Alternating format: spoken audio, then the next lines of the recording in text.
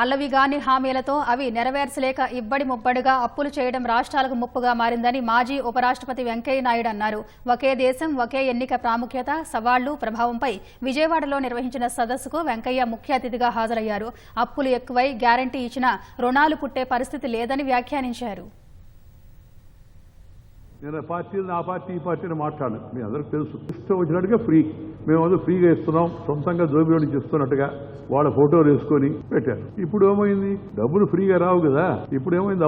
అప్పులు ఫ్రీగా రావు కదా. అప్పులు కూడా మొదట్లో బాగా ఇచ్చేవాళ్ళు కట్టగలదని. ఇప్పుడు కట్టలేరని తెలుసుకున్న తర్వాత ప్రభుత్వాలు ఏం చేసే కొత్తగా ఆర్టీసీ కప్పు, ఇంకో దానికి కార్పొరేషన్ కప్పు, వాళ్ళ పేరుతో కూడా అప్పులు తీసుకోవాలి. అవన్నీ కూడా అయిపోయిన తర్వాత మరి అప్పు దొరకకపోతే ఏం చేయాలా? FRBM యాక్ట్ అని ఒకటి ఉంది. అంటే నీకు ఎంత శక్తి ఉంది, తిరిగి నువ్వు మళ్ళా చెల్లించగలిగిన శక్తి ఉందా లేదా, గ్యారంటీ పత్రం రేపు ఇతను కానీ కట్టకపోతే నేను దానికి బాధ్యుడిని, నేను ఉంటానని అప్పుడు అప్పిచ్చేవాళ్ళు.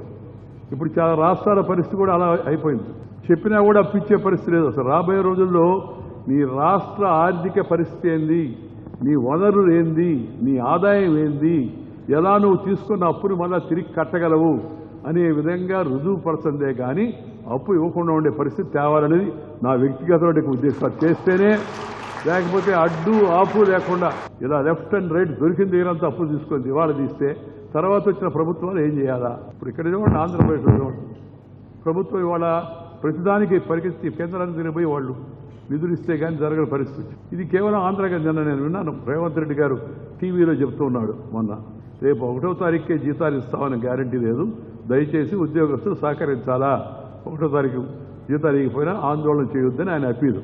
అంటే ఆ కామెంటేటర్ అడిగాడు, ఆ టీవీ కామెంటేటర్, సార్ ఎందుకు ఇట్లా మాడుతున్నారు, డబ్బులు లేవండి నేను.